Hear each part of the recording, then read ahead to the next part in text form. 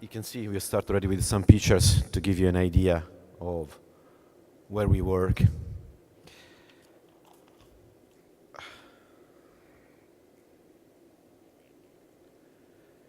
This is the statement of the World Food Program. This has to be read because that's what's in our books. So the World Food Program provides food assistance to meet emergency needs and support economic and social development. We provide food to about 5 million people, 5 million metric tons for about 100 million people. How do we achieve this kind of volume and number of people? We get two types of a contribution. One, the contribution is called an in-kind contribution when donor country is giving us the food. The other one is cash contribution, where donors give us cash and then we are able to procure. The main donors for in-kind contribution, United States, even if in the last year also Brazil joined for a series of different type of commodities. How do we identify the needs and what to procure and where and what? Everything starts with a project where there is a study on a country, in a specific country, and depending on the type of project, the people, the programming people, the nutritionists, they design a series of products and the percentage that to be procured for this specific project. So we have kind of emergency projects, like for example, an earthquake or natural disasters or wars, and we have development projects like school feeding and some activity like this one as well. And so at the moment we get involved. It's not up to much to us to make the decision on what kind of products has to be procured, but it's designed already in the project. Where we kick in is the make sure that we buy the right product.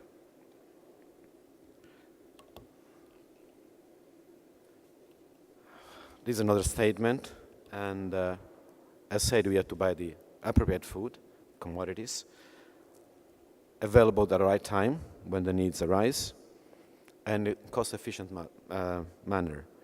And whenever it's possible in the financial rules, we should buy food from developing countries. And we'll talk about that a bit later on, because most of the donors giving us cash, they want us to buy and to spend the money as much as we can in developing countries.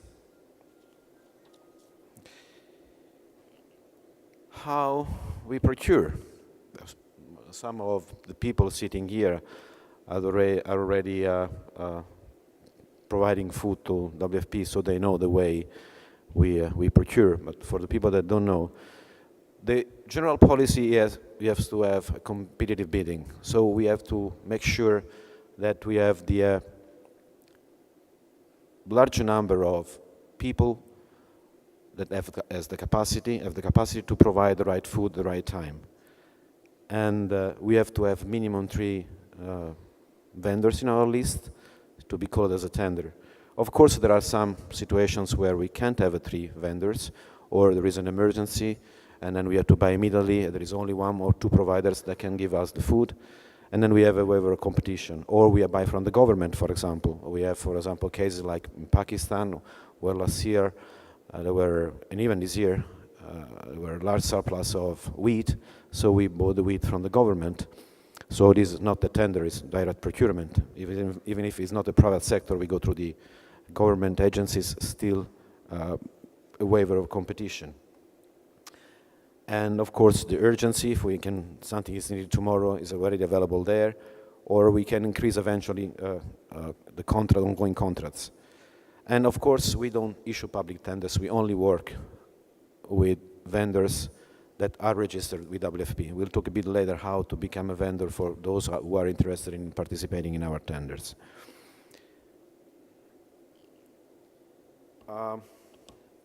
We have the main office, the HQ of the World Food Program is in Rome, but we have regional offices in a different part of the world.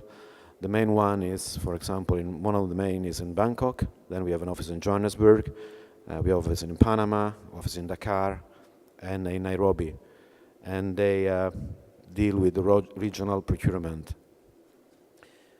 And then we have the international purchases, and is handled by Rome, even if there are some specific products that are bought from the regional offices. As an example, the rice, we have an office in Bangkok, and all the rice that WFP procures is procured by our Bangkok office, issuing the same, of course, following the same rules and regulations. For example, maize, which is mainly used, white maize, which is mainly used in Africa, is procured by our office in Johannesburg.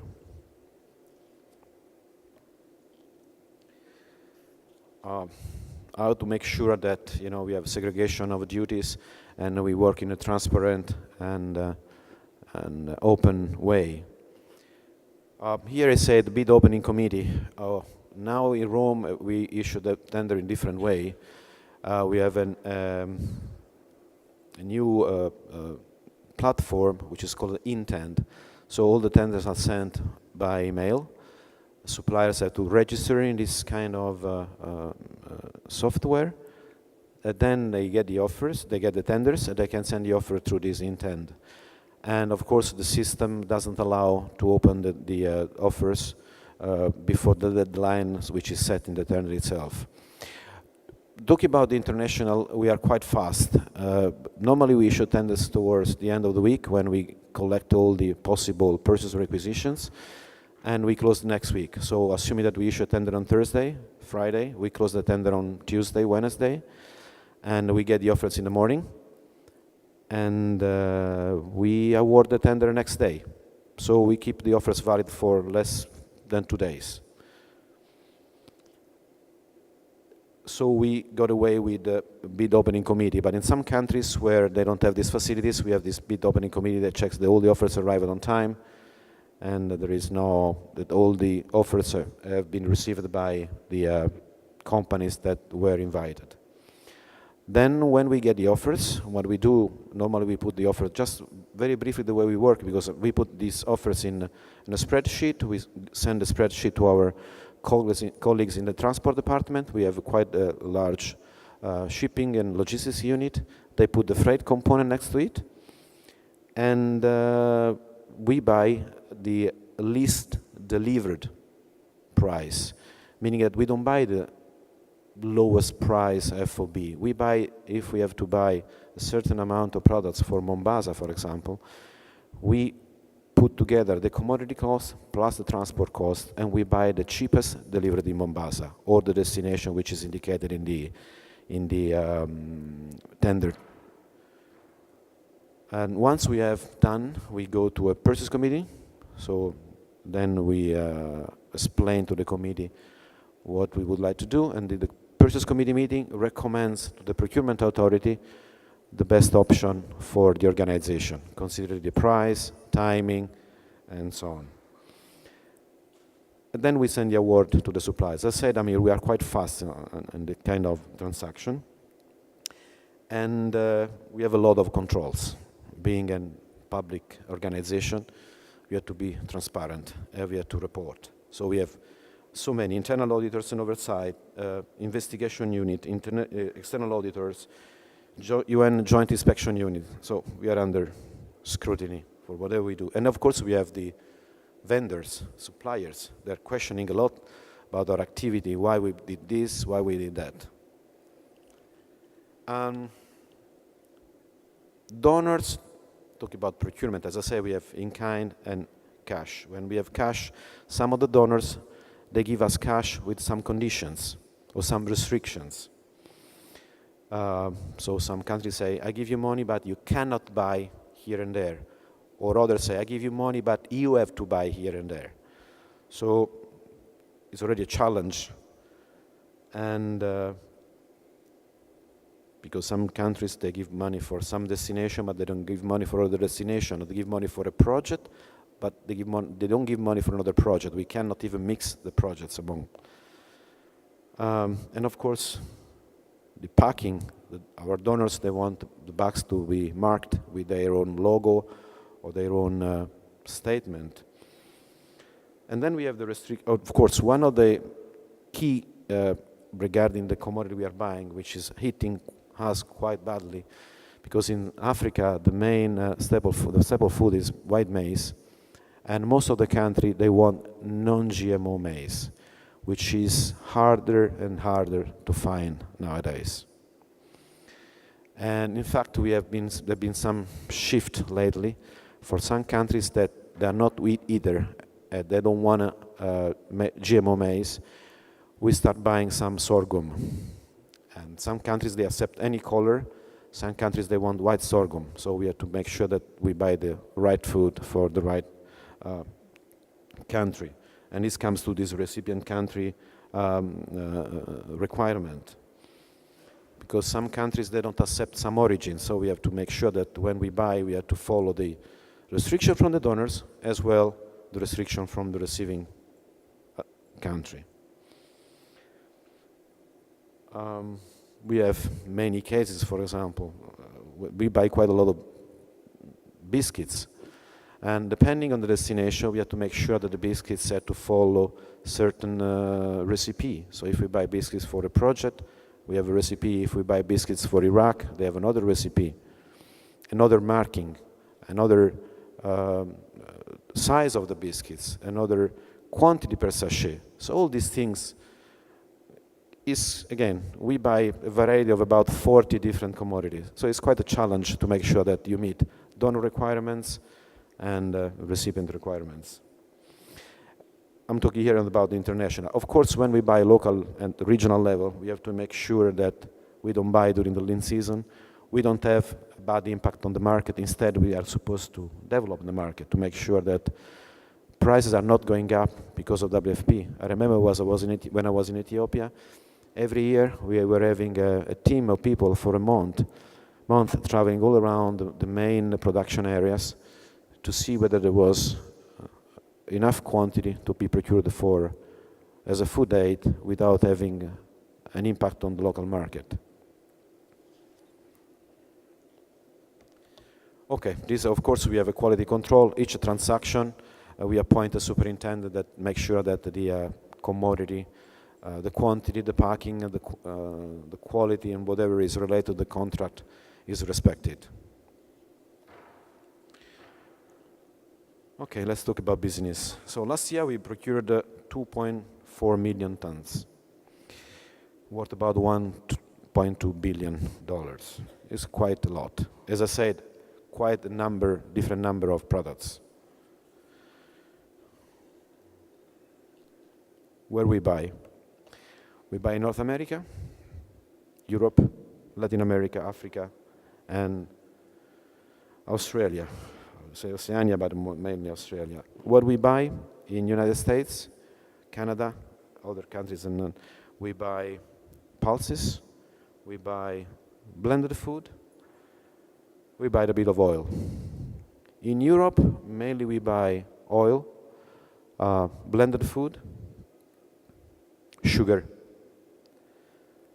In Latin America, we buy a bit of everything. We buy a bit of pulses, a bit of oil, sugar, rice. In Africa, same, but mainly I would say maize meal, pulses, blended food.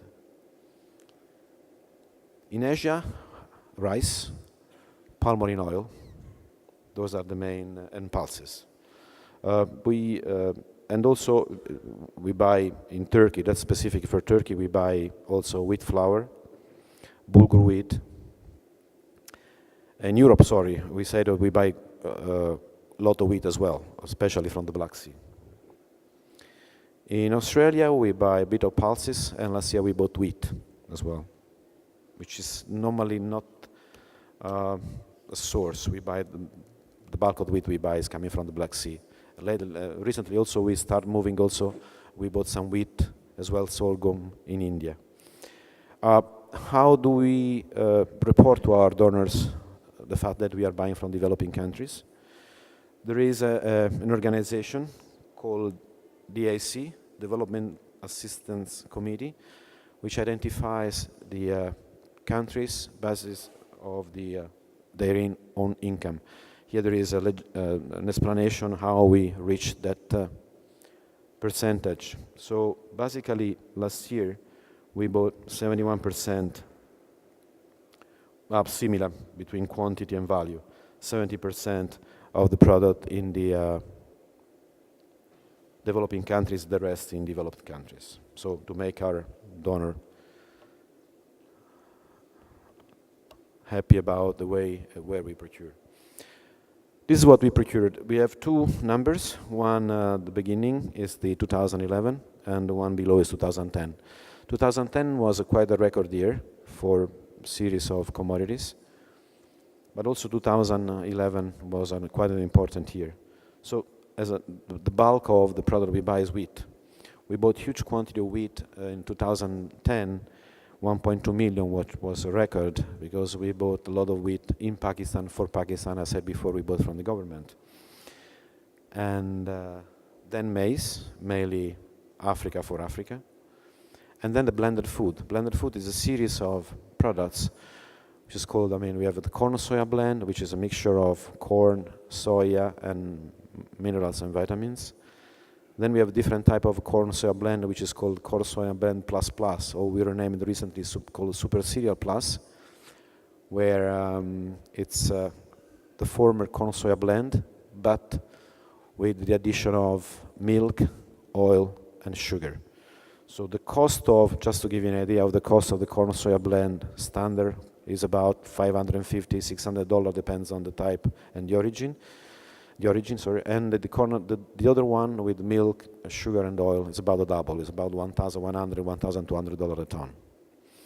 Unfortunately, for this corn soya blend plus plus, we don't have enough vendors. We have only 2 vendors because this product has to go through a series of processes to make sure that is properly prepared, following all the rules and regulations, because normally goes to young kids. So we have to make sure that all the rules and regulations are respected. Then we buy rice, wheat flour, pulses. You can see there was a big gap between 2010 and 2011. We bought 230,000 tons in 2010, 180,000 in 2011. This also, what I said before, depends on the money, depends on the projects, but also it depends because, as I said before, we get quite large quantity of beans in kind from United States. So depending also on the in kind and from Brazil. And in kind, so we increase or decrease the quantity also is linked to the in kind donation. This is not only referred to pulses, but also to other products.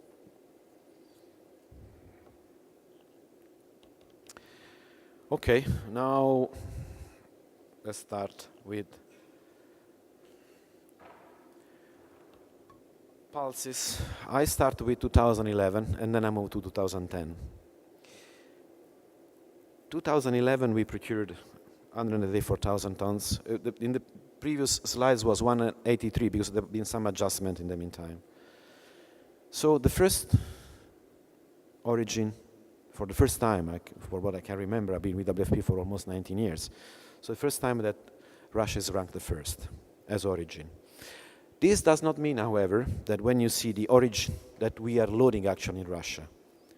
The origin in Russia, but it could be that we bought this Russian product in Turkey or in Egypt. What happened? Because we buy, the main product we buy, I'll show you later, is yellow sweet peas. And what happens, some of the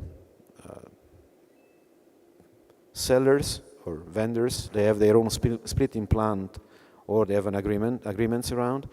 They import the raw material and they split in these countries. So the origin remains unchanged, but the actual loading place may not match with the origin of the goods. So first was last year Russia, Canada, Pakistan. Pakistan is Pakistan for Pakistan, most of it. Then Ukraine. In Ethiopia. In Ethiopia we bought Ethiopia for Ethiopia and also Ethiopia for export, China for export, Kenya for Kenya for the region, Uganda for the region, Tanzania, same story for Tanzania or the region, in Turkey for any destination, Argentina, same story, Malawi for the region, Rwanda for Rwanda, and Honduras for Honduras, and some also of the neighboring countries. Now we go to the year before, 2010. 2010, Canada was the first with 54,000 tons. Ukraine was second, then Ethiopia. Russia wasn't here. So we have seen a major changes regarding the origin, as well regarding the loading place. Because most of the Canadian products were actually loaded in Canada.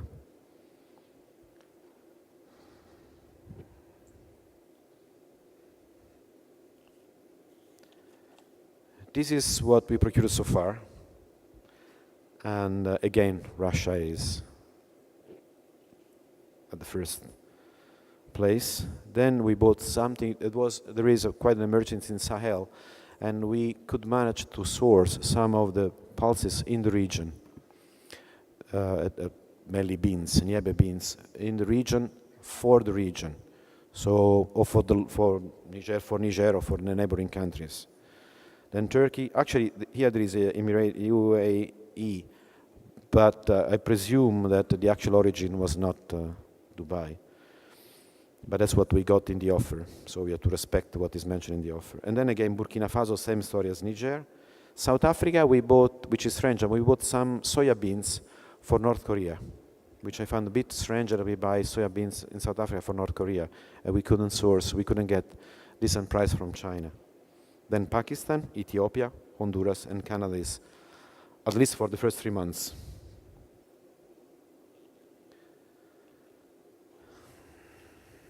Then we go to the recipient country. And 2011, the first one was Ethiopia. As said, Ethiopia for Ethiopia, Ethiopia's origin for other destinations. Kenya for the region. And then this is a new one. We started last year. I will explain a bit better next slides. Then Pakistan, Somalia, Sudan, Honduras, Congo, and so on. Then was 2010, there was a shift again. It depends on the emergency. It depends again on the percentage of in-kind versus cash. It depends on the funds we receive for a specific country. So in 2010, the first one was Sudan, then Pakistan. Ethiopia still ranked quite high. Somalia, Kenya, and of course 2010 Haiti, which was not in 2011 due to the emergency in Haiti, so we bought quite a large quantity of pulses.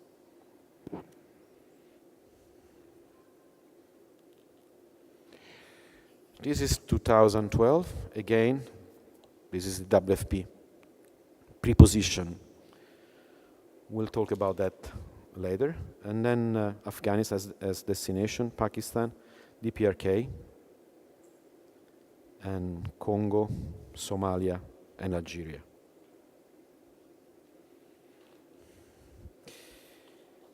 The bulk of the pulses we procure is yellow split peas. I don't like saying it's the cheapest, but in actual fact it's the cheapest. And so whenever it's possible we buy, and whenever it's acceptable we buy yellow split peas. And then of course we buy all others.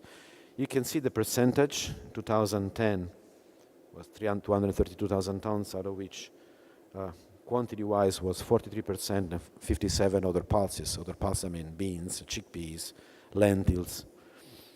2011, there's been a change. So the split peas in quantity was 53%. So far, 2012, same percentage as previous year. But again, those statistics of 2012 are not 100% because depending on the day we took this data, you will see some small differences.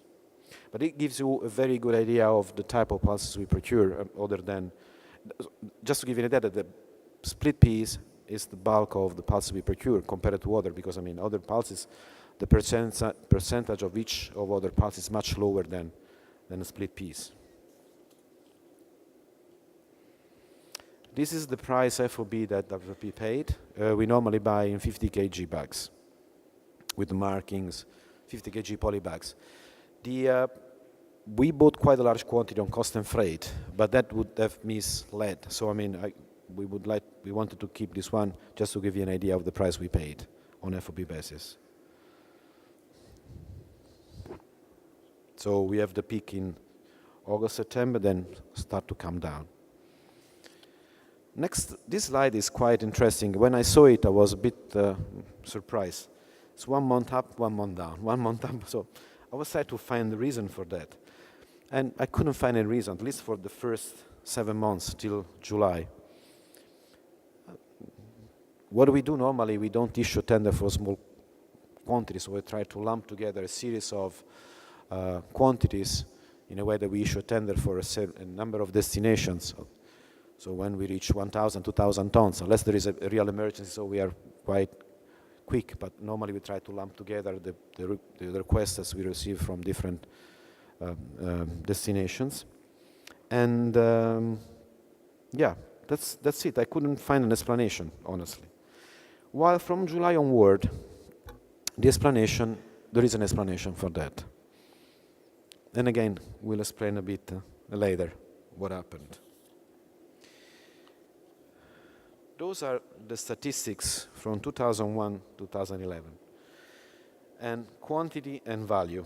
If you look at 2005, if you look at the quantity and the value, and you look at 2008, the volume and the price, you can see that either we bought different type of pulses or prices were extremely high, which is the second, if I remember well. But 2004, 2005, so with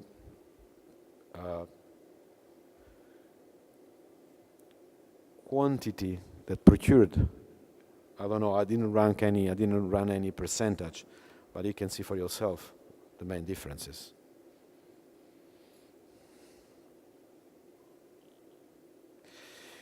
Then we have two main initiatives in WFP. We are trying to have more. One is called the Purchase for Progress, P4P we call, and Forward Purchase Facility. The P4P is just an experiment that started in 2008, trying to link the small producers with the market.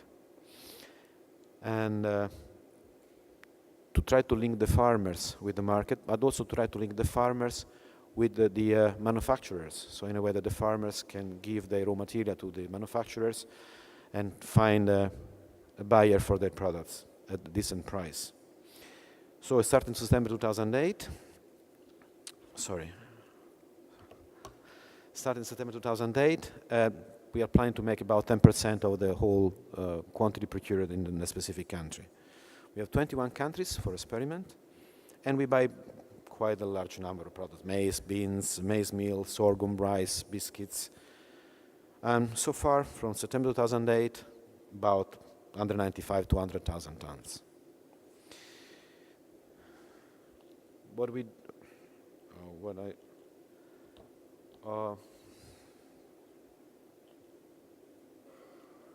There is one missing, but anyway, the procurement with P4P follows a bit the same process of the international procurement, with some differences. We have kind of also forward delivery with the farmers, say we are going to buy so many tons for the next year, and as well we are buying with the warehouse receipt, and we start buying from the commodity exchange. We are buying in Zambia from Zamache, and we are buying in Ethiopia.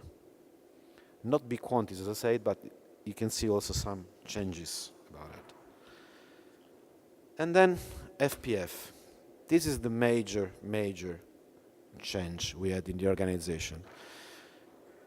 How can I define the FPF? Let's go to the next slides. It was established by the executive board in 2008, a special account. And we started doing this in South Africa for maize and some other products, with revolving funds of about 60 million, up to 150. So we started, but then we stopped for a while. Last year, actually November 2010, so the committee, WFP members, they allowed WFP to use from the reserve $150 million revolving funds. There is a group, there is a study, and 2011 we have bought 390,000 tons. What's the change? As I said before, everything starts with the project. So we have a project, we go with the project to the donor, and the donor, some donor giving in cash, some other donor giving in kind. But maybe it was too late. Maybe there was an emergency, we didn't have the money at the right time. So the organizers say, okay, let's try to get this opportunity to get these funds beforehand. So we try to be proactive. And we get this opportunity from the board to start spending the money even before a project is allocated. Even before there is a buyer. When I say a buyer, means a project, a country. So what happens? We know more or less how much we are going to get about funds from the previous year for a specific destination. So we say, okay, in the last 3-4 years we got, I don't know, $100 million for Kenya. So let's start using at least $30 to $40 million because we are sure we are going to get this money from the donors. So we start buying. And then, without specific donors, so we have these bags with nice WFP markings. And then we start telling the donors that, you know, there is, or the projects or the countries that we have this cargo coming towards your area. What do you want to do? Do you want to give us money to cover for this gap? And I would say that 80 to 90% we got the money from the donors even before the food arrived at the destination. For the time being, we have 3 main corridors. One is East Africa, is Mombasa, Djibouti, also Dar es Salaam, serving all the countries inside. The other one is Douala and Cotonou to serve the Sahel. And I'm telling you that it's quite an achievement. Doesn't mean anyway that these funds have to be used to be procured internationally. We can procure also locally. When you saw the previous slides where I say WFP PREPO, those are the quantities for pulses that we could procure with this facility. So quickly back, just to show you.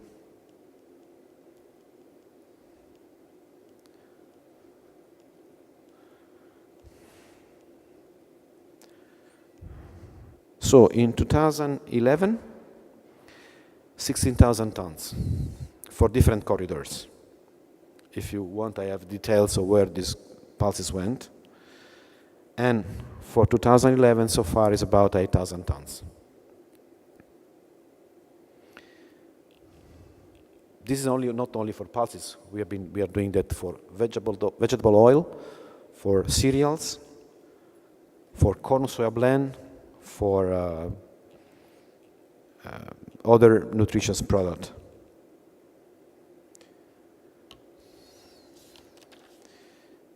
This is the WFP procurement trend. So you can see that the largest was in 2004 because we procured with the Iraqi funds. We were entrusted by the authorities to procure on their behalf. And then in 2000, record year was last year as well because we bought huge quantity of wheat for Pakistan. And also last year was quite, 2010 was a record. Last year was quite a good year for the organization as a procurement.